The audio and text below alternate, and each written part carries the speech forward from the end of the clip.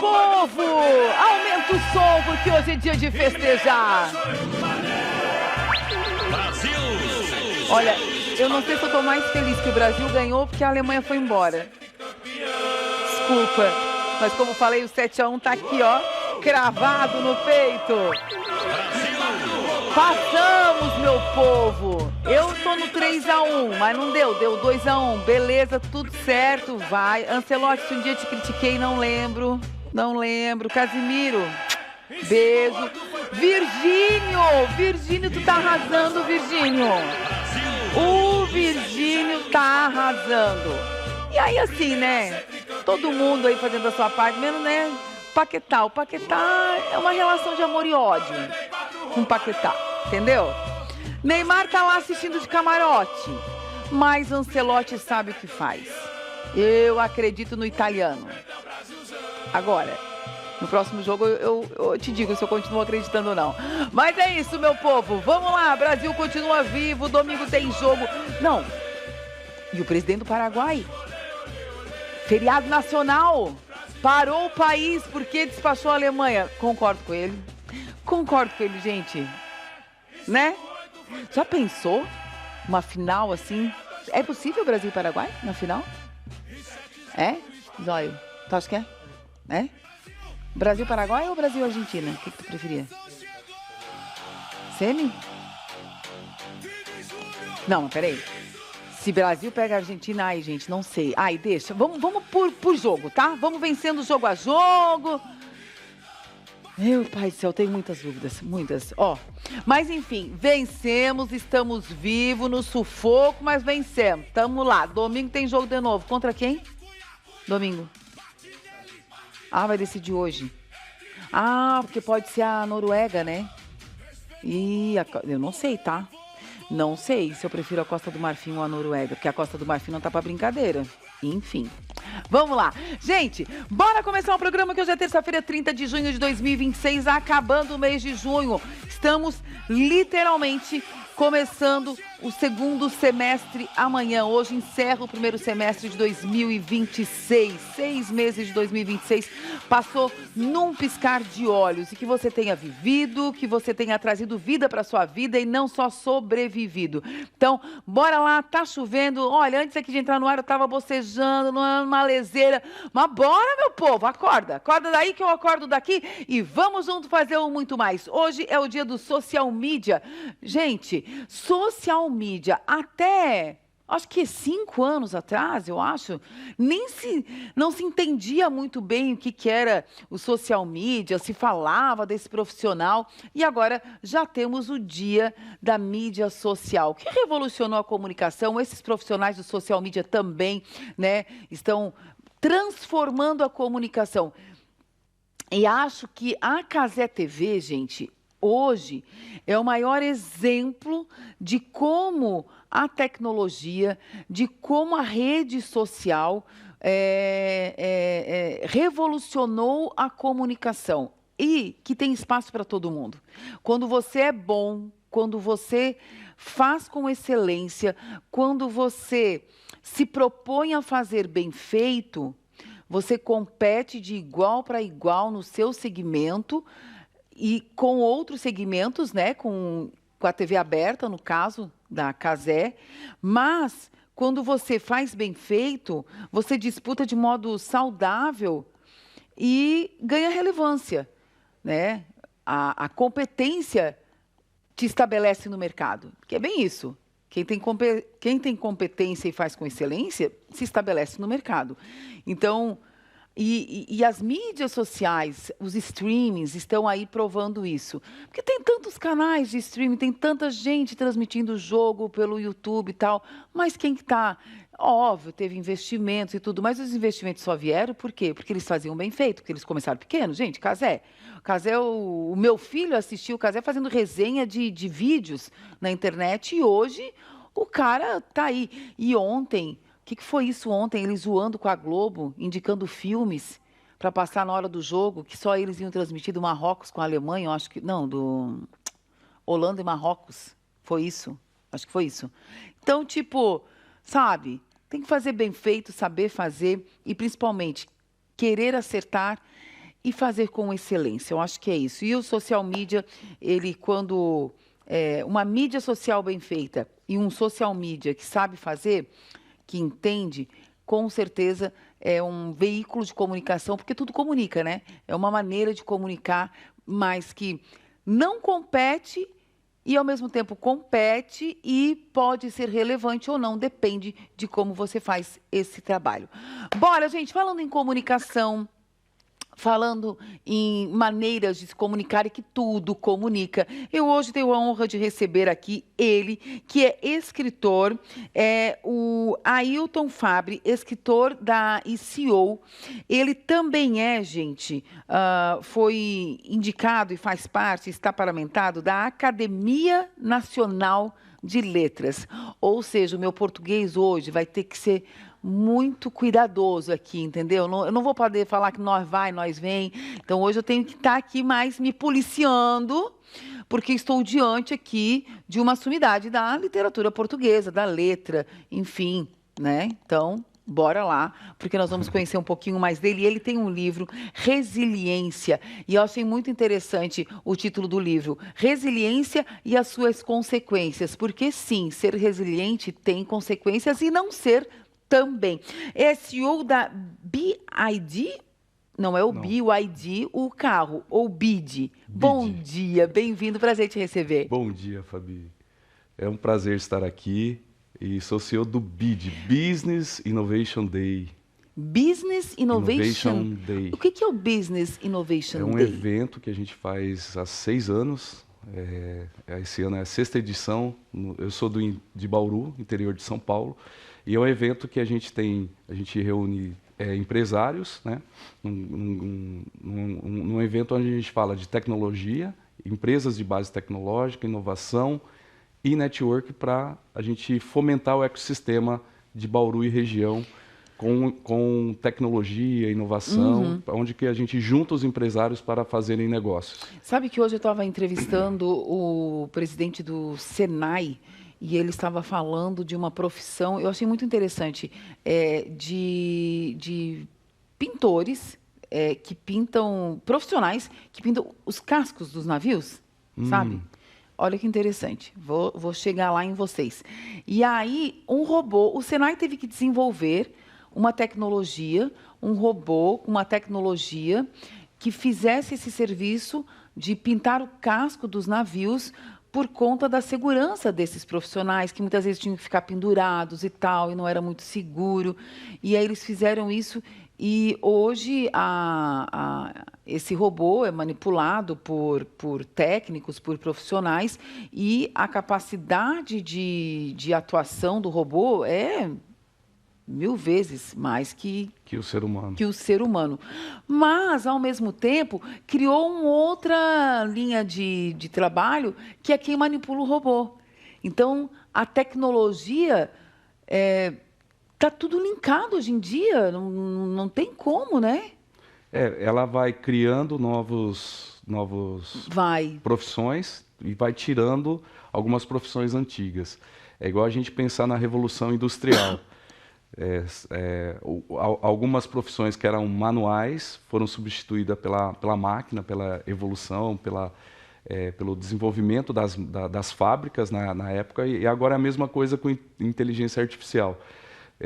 Talvez você tenha visto aqueles primeiros cachorros com inteligência artificial. Me assusta. Há uns 3 anos atrás, 2 anos atrás. Mas ainda me assusta, tá? E aí tem a pessoa que hoje opera ele, em algum evento. Então, a gente tem até uma empresa que contratou uma pessoa para ir nos eventos e mostrar que ele é tipo um showroom.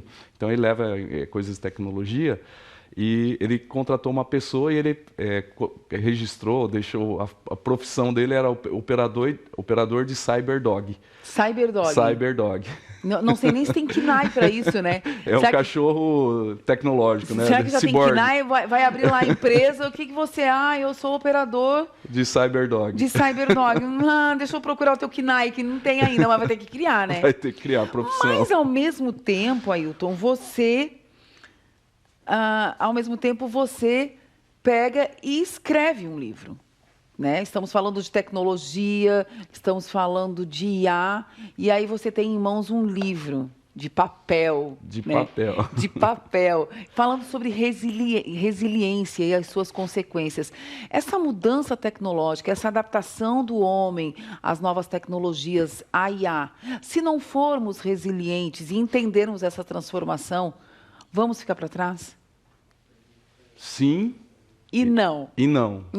Sim, por quê? Sim, porque se as pessoas hoje não se atualizar, porque a gente estava comentando aqui, a IA Pensa, um livro que a gente estava lendo, estava indicando aqui para a gente ler, a IA Pensa, você decide. A gente está num momento agora que a IA já deixou de ser aquele hype, todo mundo falando sobre IA, as empresas estão já utilizando, principalmente empresas maiores, de consultoria, multinacionais, elas estão colocando IA quase em todos os setores, departamentos. Serviço público, né? Serviço público Os tribunais vai começar, de justiça, desembargadores, tudo estão usando IA. só que ela não vai ser tão, nesse momento, ela não vai ser tão automatizada que ela não precise de um ser humano revisando ou aprovando ou entendendo o que ela fez. Tá. Porque ela é muito boa. Então, a IA hoje já nos supera em todos os não te assusta? requisitos. Eu assustava mais. Depois que eu andei, por exemplo, no Waymo, que é um carro autônomo, totalmente autônomo, cheguei dos Estados Unidos faz poucos dias. E eu tive a oportunidade de novamente ir lá e pegar um carro. Em vez de você chamar um Uber, você chama o Waymo. E lá em São Francisco. Então você anda com um carro totalmente autônomo. Você pede o carro e uma IA vai dirigir por você. Então, até a gente brincou, né? O carrinho com o motorista assombração. Porque Ghost. ele dirige sozinho, o Jaguar, ele dirige sozinho e ele te leva aonde que você pediu. É um Uber sem motorista. É. Então, assim, sim, porque muitas coisas hoje são tecnologias de 15 anos atrás. Quer dizer, a pessoa a humanidade vai se acostumando. Por exemplo, celular hoje. Se você tirar o celular de um ser humano, ele perde totalmente a capacidade de processamento dele hoje. A competitividade que você tem com o celular, se você não tem o celular, todas as outras pessoas que têm celular já é mais avançado que você. Então, quer dizer, nós já somos ciborgues. E o celular parte é tão, máquina e parte homem. E o celular é tão louco, gente, que ali está a sua vida. Banco, transações, tudo. Tudo. Quando que a gente imaginou um negócio desse? E aí o não por quê? E o não porque tem coisas que só o ser humano faz e que a gente ainda vai muito tempo para poder criar essa sensibilidade, sentimentos, arte, cultura, porque ela é matemática. Por mais que a gente fale assim, ó, ela vai se revoltar, virar uma Skynet, tipo no filme, né? Ela vai se revoltar, sair... Sim, vai ter vida própria? Vai ter vida própria. Ela ainda é muito matemática. Ela é probabilística. Não tem como ela ser... Ela não tem a alma, ela não tem a cognição do ser humano ainda. Né? Eu falo ainda porque... Não, esse teu ainda, tu tirou da minha... O ainda quer dizer que podemos ter uma virada de chave em algum momento. Em algum momento, mas eu acredito... Tanto é que os especialistas... A gente teve numa fábrica de robótica e o cara que estava palestrando para nós, o Alex, né, ele falava assim, olha, eu estudo o que saiu de IA nas 2 últimas semanas, porque o que saiu... há um mês atrás, 2 meses atrás, atualiza tão rápido que não importa tanto. E eu planejo a minha vida, o que eu vou fazer, 1 mês para frente, com IA, com inteligência artificial. Porque sai tanta novidade, você vai aprendendo tanto com a IA, que você tem que estudar o que é mais atual e aplicar o que tem de mais atual no mercado. Então, essa transformação do ser humano com a IA está sendo revolucionária. É muito grande. Então, assim, na maneira de pensar, na maneira de pesquisar, de gerar novos produtos. Então, o que acontece é que a gente está gerando uma dependência muito grande da inteligência artificial.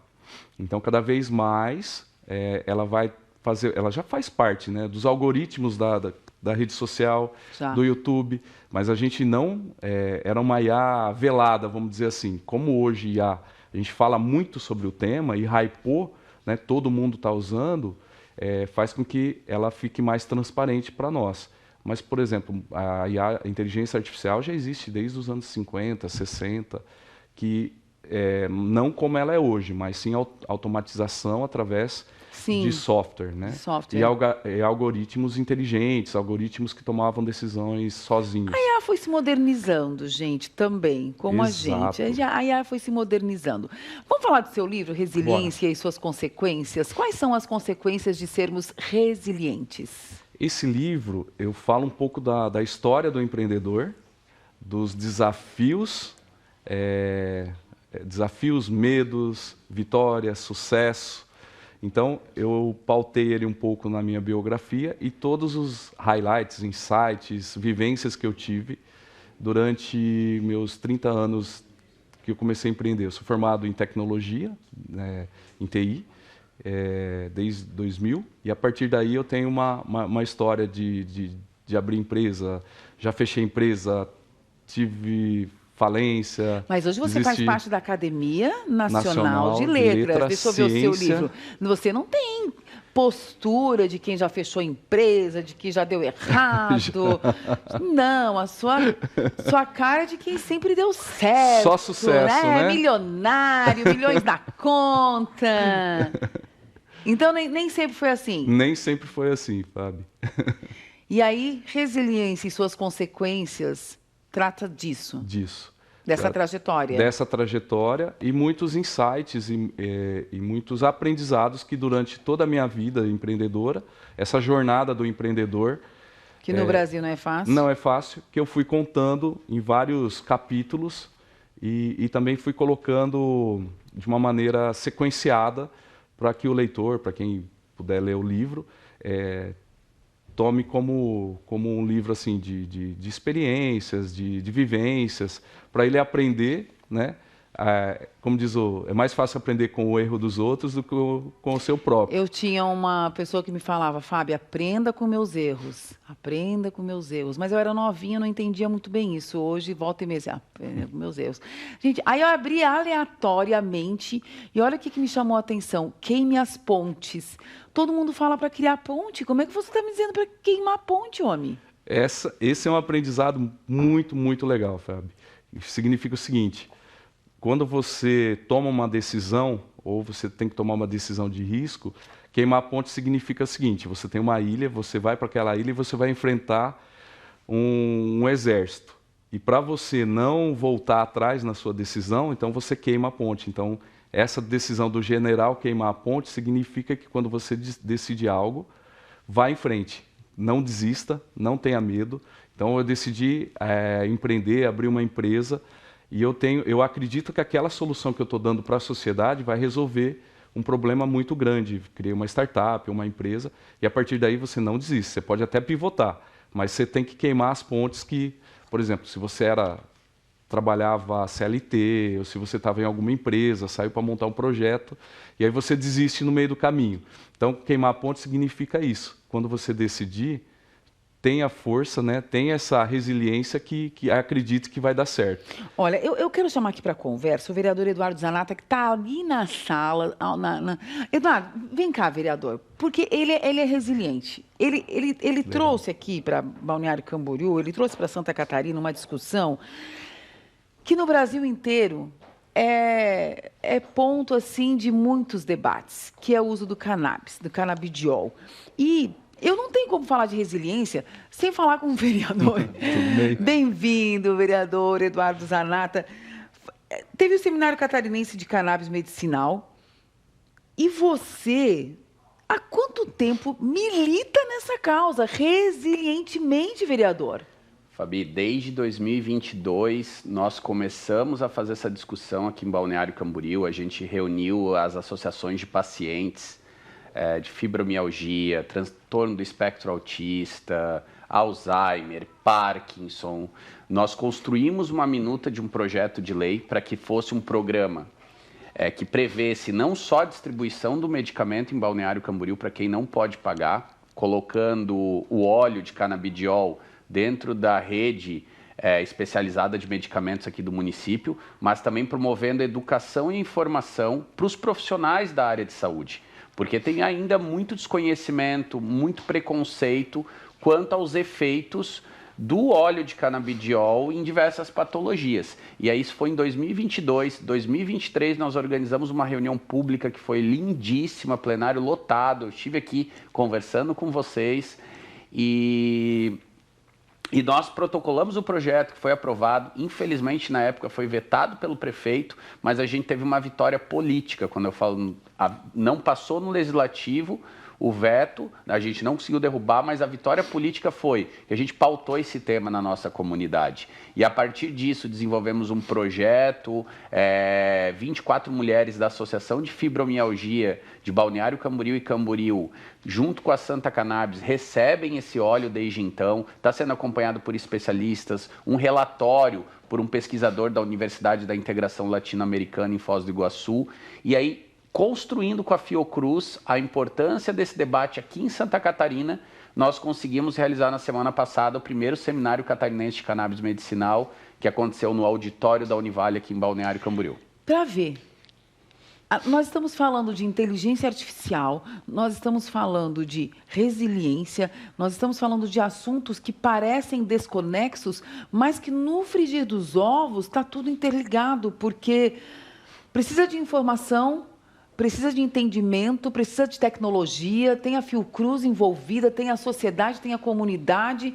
E se nós não formos resilientes em manter o propósito mesmo, eu acho que é isso, né? O propósito, o vereador tinha um propósito, precisa ajudar esse povo precisa ter acesso. Você tinha um propósito, tem uma empresa, não deu certo, mas eu tenho que me reerguer. Porque muitas pessoas, e eu sempre falo aqui, nós estamos terminando o semestre, e às vezes eu brinco aqui, o que você fez? Você prometeu lá no início do ano que ia fazer algumas coisas, e não fez. É academia, é cuidar da saúde, sei lá, ser uma pessoa melhor, enfim. E nós estamos em junho, e as pessoas esquecem desses propósitos, e deixam de lado, e às vezes são vencidas pelo cansaço. E aí entra a resiliência. Olha, eu admiro esses dois. Vamos fazer o seguinte, não estava no roteiro assim, mudei o roteiro, mas os dois vão ficar aqui, a gente vai conversar sobre isso, sobre o uso do canabidiol, do cannabis, sobre a resiliência, sobre a Academia Nacional de Letras, inteligência artificial, vamos misturar tudo. Depois do intervalo, rapidinho, a gente já volta.